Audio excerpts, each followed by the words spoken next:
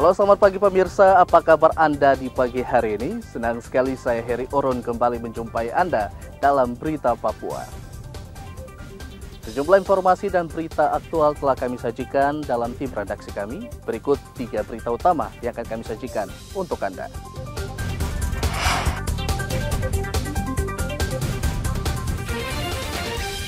Gerebek 3 lokasi dalam 10 hari, polisi di Merauke berhasil meringkus 3 pembuat miras oplosan. Ribuan tentara ikut upacara peringatan hari ulang tahun TNI di Merauke dan Jayapura. Polisi siap mengawal pendistribusian logistik pilkada hingga ke TPS.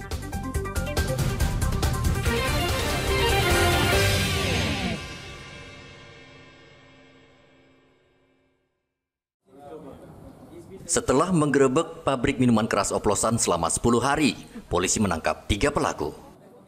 3 penjual minuman keras oplosan diringkus di Komplek Jalis, Jalan Raya Mandala, Jalan Ternate, dan Jalan Ampera 4. Ketiga tersangka termasuk berani karena selain memproduksi, mereka juga menjual minuman keras oplosan di kawasan padat penduduk. Meningkat kasus-kasus pidana maupun kasus-kasus kecelakaan yang disebabkan atau berawal dari konsumsi miras.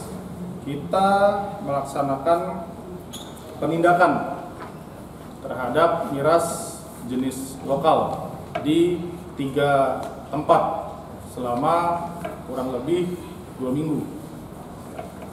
Kurang waktu 10 hari ya, selama kurang lebih 10 hari. Kita akan menindak perbuatan ini dengan KUHP pasal 204 dan subsidiar pasal 135 ayat 1 Undang-Undang nomor 18 tahun 2012 tentang pangan. Ya, nanti kami akan berkoordinasi di level penuntutan juga, dan tentunya atas penindakan ini ya, bukan hanya semata-mata pemenuhan unsur pasal untuk memberikan kepastian hukum, tapi lebih kepada asas kemanfaatan. Polisi juga menyita ratusan botol miras oplosan dan berbagai peralatan seperti kompor, ember, hingga pipa penyulingan. Minuman keras oplosan menjadi salah satu pemicu meningkatnya kriminalitas dan kecelakaan lalu lintas yang menyebabkan korban meninggal dunia di Merauke, Papua Selatan. Muhammad Ridwan melaporkan dari Merauke, Papua Selatan. Aktivitas perbankan di kantor kas Bank Papua Genyem, Kabupaten Jayapura, selama 2 hari lumpuh akibat ulah petugas keamanan bank yang nekat menyegel bank tersebut. Simon Petrus Griapon menyegel kantor Bank Papua karena kecewa dengan keputusan yang memecatnya sebagai petugas keamanan tanpa memberi alasan yang jelas. Menurut Simon, ada 6 petugas keamanan yang dipecat direksi bank. Dia bertugas di kantor kas Bank Papua Cabang Sentani. 2 orang lagi bekerja di kantor kas Cabang Genyem dan 2 lainnya di kantor kas Demta dan Doyo. Bahwa kami kemarin itu diberhentikan tidak dengan hormat. Tidak dengan hormat, oleh karena itu kemarin saya adakan pemalangan itu, tujuannya saya mau tanya itu sebab dan akibatnya apa kami diberhentikan tidak dengan hormat. Oleh karena itu kemarin saya turun ke cabang kantor Sentani ingin meminta penjelasan. Kami diberhentikan itu alasannya apa? Begitu. Ternyata yang bersangkutan yang kami mau pertemukan tidak ada. Oleh karena itu saya pulang. Alangkah baiknya saya pulang kantor dulu supaya kami duduk bicara dengan saya tuntut itu direksi yang harus hadir, bukan kepala cabang. Direksi hadir itu supaya kami duduk bicara. Alasan apa saya palang, saya sampaikan. Terutama kami diberhentikan tidak ada yang hormat. Terus kedua, kami punya hak seperti apa, harus perusahaan selesaikan. Oleh karena itu yang kemarin saya adakan pemalangan, mungkin seperti itu sementara. Simon meminta direksi Bank Papua agar memberi kepastian terkait hak mereka yang bekerja sebagai petugas keamanan. Akibat penyegelan tersebut, masyarakat tidak bisa dilayani. Demikian juga karyawan tidak bisa bekerja seperti biasa. Pihak bank juga belum memberi tanggapan terkait masalah tersebut. Ari melaporkan dari Kabupaten Jayapura, Papua.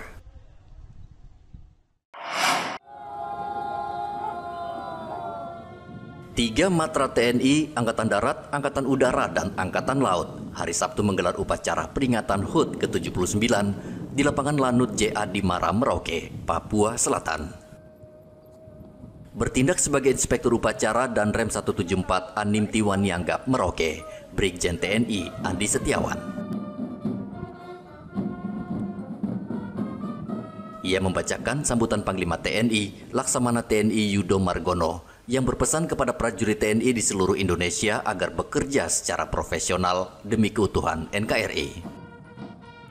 HUT TNI juga dimeriahkan defile pasukan TNI, termasuk atraksi penanganan teroris, simulasi operasi pembebasan sandera, serta acara hiburan panggung prajurit. Sementara itu di Jayapura, Papua, sebanyak 2.500 anggota TNI mengikuti upacara di lapangan Trisila Lantamal 10. Tema HUT TNI kali ini adalah TNI modern bersama rakyat, siap mengawal suksesi kepemimpinan nasional untuk Indonesia maju. Komandan Lantamal 10 Jayapura, Brigjen TNI Marinir Ludi Prastiono menjadi pemimpin upacara. Ia mengatakan TNI Polri bertekad menyukseskan pemilihan kepala daerah serentak pada 27 November mendatang.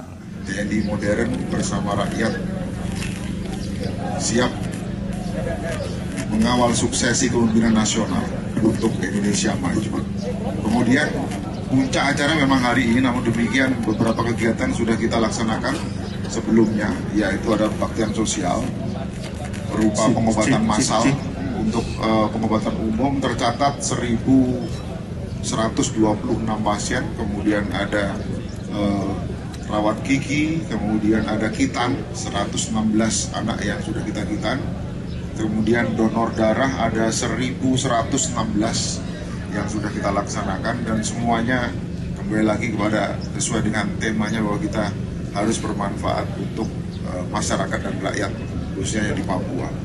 Kemudian berikutnya dari hari ulang tahun TNI seperti diamanatkan oleh Panglima TNI di dalam amanat yang saya bacakan tadi. Ke depan kita berharap TNI bersama seluruh komponen bangsa, TNI, Polri, dan seluruh masyarakat mensukseskan pemilu kada serentak yang pertama kali dilaksanakan di Indonesia. Semoga berjalan lancar, aman, damai, sesuai dengan yang sudah diatur dalam regulasi dalam pemilu kada. Perayaan HUT TNI ke-79 tahun di Jayapura juga berlangsung meriah dengan defile pasukan dan alat utama sistem senjata atau alutsista, serta tarian kolosal dari istri-istri prajurit. Di Sorong, Papua Barat Daya, warga senang naik kendaraan tempur milik TNI. Warga bangga bisa naik tank meski hanya berputar di alun-alun Aimas. Saat perayaan HUT TNI, warga diizinkan naik kendaraan tempur. Tim Liputan melaporkan dari Merauke, Kota Jayapura, dan Sorong.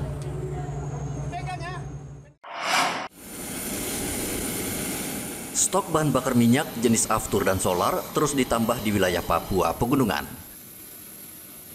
Penambahan stok dilakukan Pertamina karena adanya peningkatan permintaan di mana saat ini tengah masuk tahapan kampanye.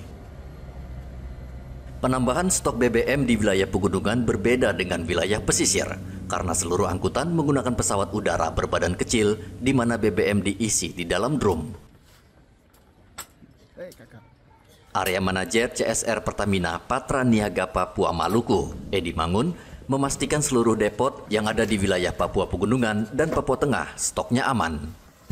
Tentunya dalam masa pilkada, apalagi sekarang menjelang masa-masa kampanye setelah tahapan-tahapan KPU itu, kita tahu bahwa bakal ada pergerakan orang dan barang yang begitu tinggi. Ya. Jadi Pertamina dalam hal ini kami di region Papua Maluku itu telah mempersiapkan semua itu dengan menambah stok. Jadi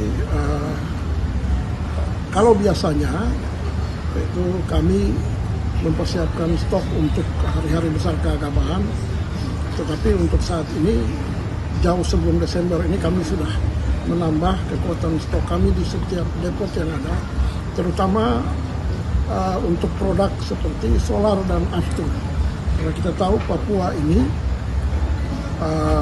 moda transportasi terutama itu adalah pesawat, yang mana tentunya bahwa dalam rangka persiapan pemilu kada ini teman-teman KPU banyak melakukan mobilisasi di arah pegunungan, Papua pegunungan, di mana itu semua disuplai dari Jayapura, dari Bandara Sentani, kemudian juga dari Bandara Nabire, Timika.